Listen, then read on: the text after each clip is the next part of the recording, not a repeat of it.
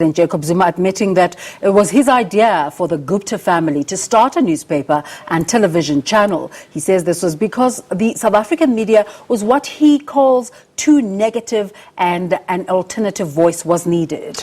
Former President Jacob Zuma maintains there was nothing untoward about his relationship with the family. Instead, if anyone needs to take the blame, it's him, he says.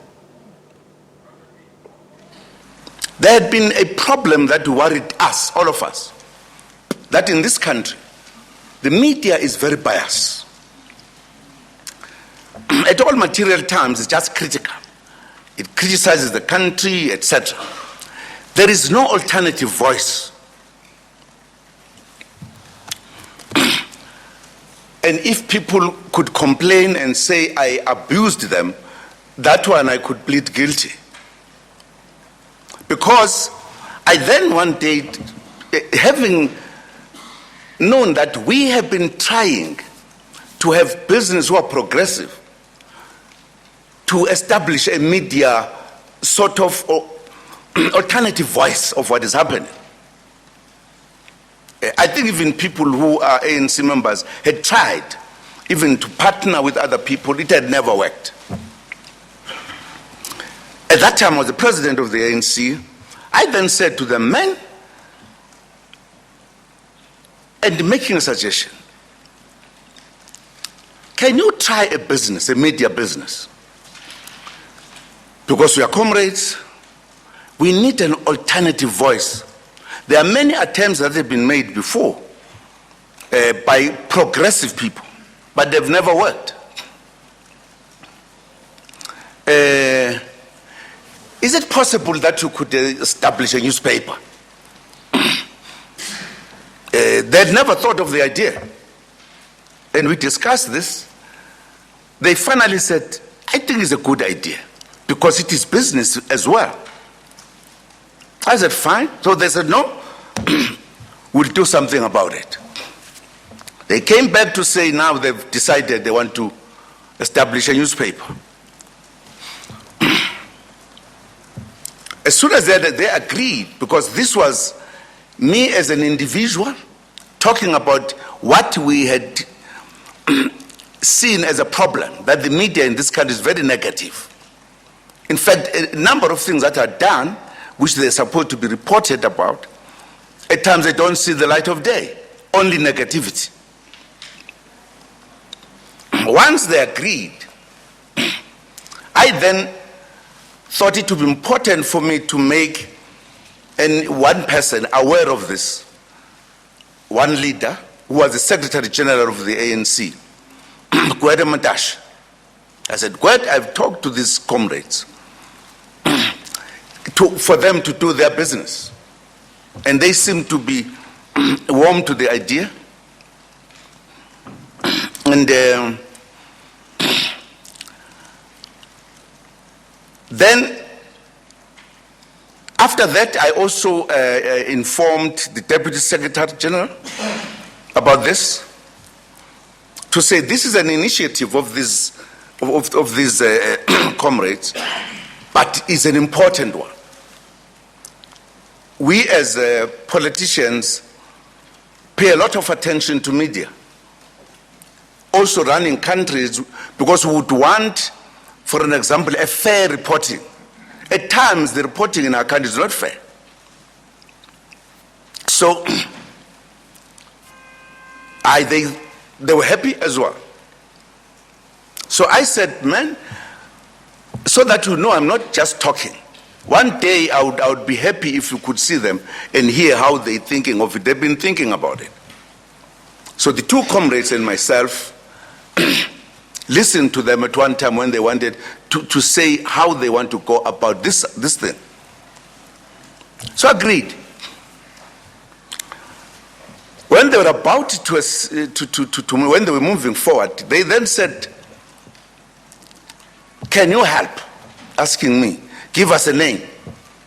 You don't know how to call this newspaper. So I said to them, there used to be struggle publications we used to have, called Spark, Fighting Talk, New Age, etc. So I gave all these names. They loved this name, New Age. And that's how the paper was named. So they established a newspaper. Started working. We're very happy. They even discussed that they are going to report about provinces in this paper, so that there's no province that is not reported to. As always, they are not in the national newspapers, except there's a big thing. Let's do something different, as they were saying. When this paper was operating and really being appreciated in the country, to bring about an alternative voice, I then said, man, the newspaper, fine, we have succeeded. I don't know, and I was thinking whether I could push them further. So I said to them, this is very successful. What about a TV channel? I suggested the paper to them, I suggested the channel. Somebody can then say we're abusing this friendship. It was never the other way around. It's me who put them into trouble. So you've just heard what the former president had to say. So the question is, to what degree is there a journalistic or ethical issue here? Or there's perhaps none? Let's find out more. Let me bring in William Bird, who is from Media Monitoring Africa. William, thank you very much indeed for your time. I guess the problem that worried, and he said, the former president, all of us, and I quote, is that in this country, the media is very biased. It criticizes the country a lot, and there was no alternative voice, as he says. Now, Mr. Zuma said he broached an idea, as you heard, of a newspaper that will help talk to this so-called alternative voice, which, as we now know, became later known as the New Age. And he said he was the president of the ANC at the time. So my question, William, is, as a president of a party that is governing the country, would it have fallen within that person's purview to help create this so-called alternative voice? So look, I think that there's nothing wrong with the president expressing a view about the media to begin with, and saying something about whether or not he thinks or she thinks it's sufficiently diverse or otherwise. That in itself isn't problematic. I think where it starts to become problematic is the level of involvement and engagement with the formation of these two media houses. You know, I mean, the president should be running the country. I don't think that it's appropriate that the president should be getting involved in the day-to-day formations and looking at the content of what's on that TV news channel. And that's what we have heard, certainly from other testimonies. You know, it's the president hasn't spoken about that directly. So where there's an issue would be, for example, if it's found that the evidence of Mr. Maseko is valid. Yesterday we heard the president said he didn't remember that call, but if it's found to be the case that it's true that the president was asking GCIS or instructing GCIS to spend money on these channels, not because they were delivering the audiences they needed, but in order to favor certain people, then that would be a clear and egregious invasion and interference with media freedom. Yeah.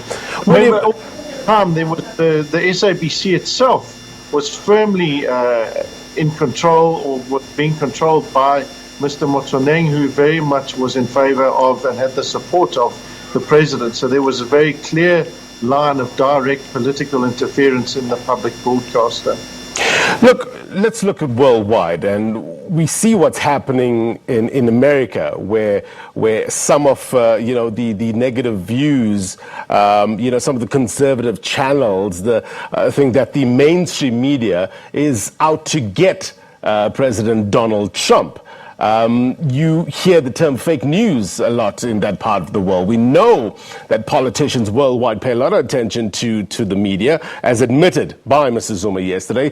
The media, no doubt, holds a lot of sway. It influences people's opinions and or behaviors. So is it wrong, I guess, for a president to try and control the news cycle to get his or her message across?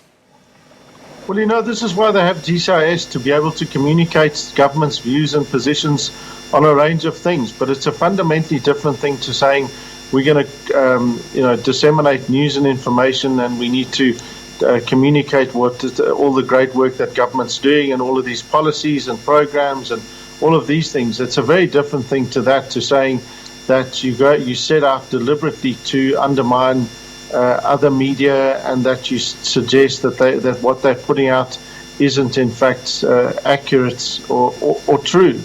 And this is, I guess, the big distinction between that and what we're seeing in the States, where you've got deliberate misinformation campaigns, where people are then putting things out where they aren't adhering to journalistic standards and principles. So to begin with, for example, the New Age did actually adhere broadly to those. They were even a member of the Press Council.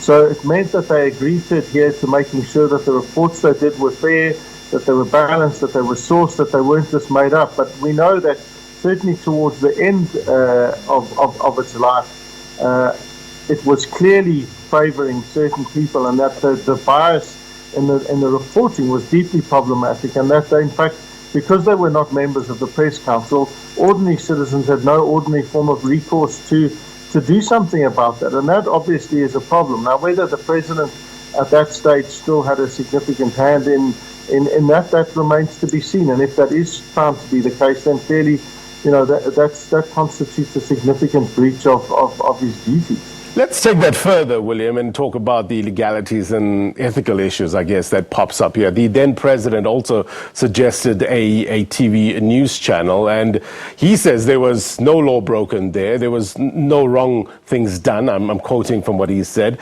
And he said he discussed many things with business people when he was in government. So talk to us about the legalities around this. And if, as the former president suggests, everything was above board, what are the ethical issues here?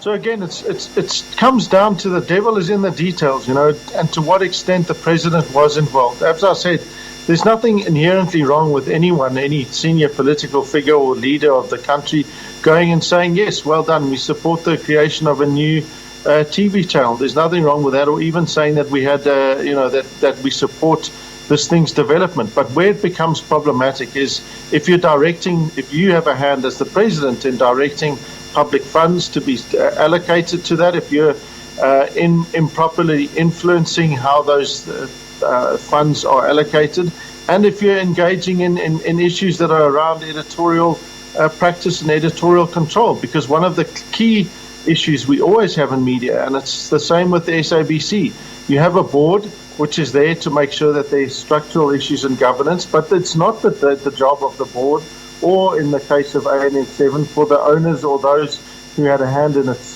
creation to be making editorial decisions. So if it's the case that the president was involved in that, then clearly it shows that there was no regard for editorial independence and no regard for basic journalistic ethics. At the time, Mr. Zuma said the media was very negative and this was seen as a problem. Do you think, William, South Africa's media, to a large degree, is very negative in terms of their reporting? So, I mean, look, positive and negative is a bit of an arbitrary kind of a thing, and to what extent you're talking about it. So, was the president getting a lot of coverage that was highlighting a lot of the negative things going on in government? Yes, undoubtedly. We're talking about Nkandla and some of the biggest scandals that we've had in our democratic history. So there's no doubt that those things were being actively and widely reported. Does that mean that those were unfair, or that the media should not have been reporting on those things?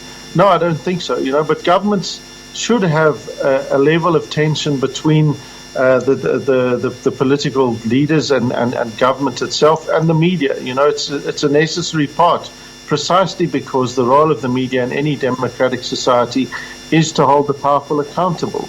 Yeah. Do they do that in the way that we all expect them to? No, clearly not. We know this, and MMA has been saying this for the last 26 years, that the media, they do certain things very well, but they don't, for example, give voices of the marginalized enough coverage.